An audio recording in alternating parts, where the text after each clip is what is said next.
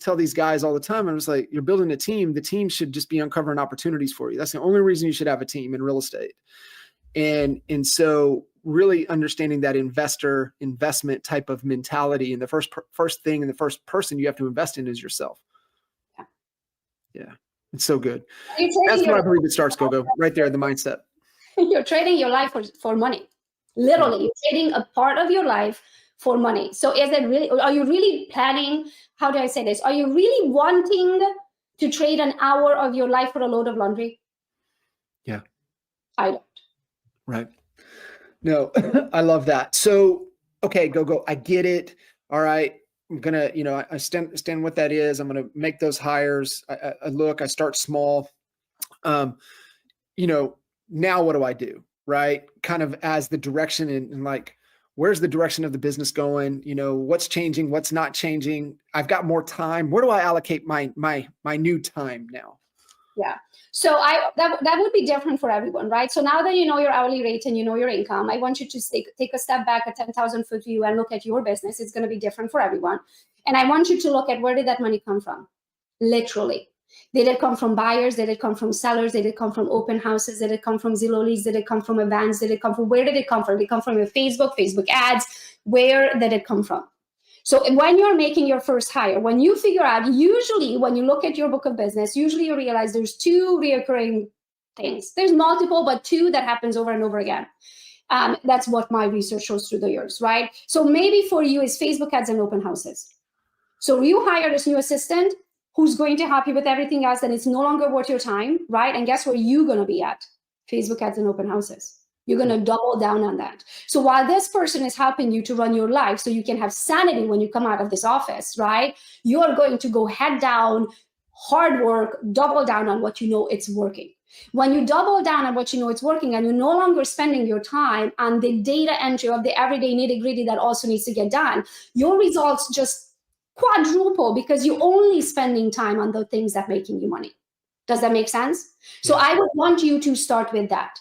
And eventually, now you're going to be making 4 or 5 times the money, right? So I can give you an example. The most money I've ever made, I don't know without a personal assistant, because I had a personal assistant. I had Christy for 11 or 12 years of my career, and I'm 14 years in, right? So I hired a personal assistant before I could actually afford one, to be honest. So that's a great point right there. So in that is it too, right? It's like, make the hire right before you can afford to make the hire. And so in the early days for you, mom, business, like, what were all the things that filled her bucket? Because I think that's where I hear a lot of agents like, well, what would they do? What would be all the things that they would do? Well, okay, now I understand the math equation, but still, what are those things? What would they do?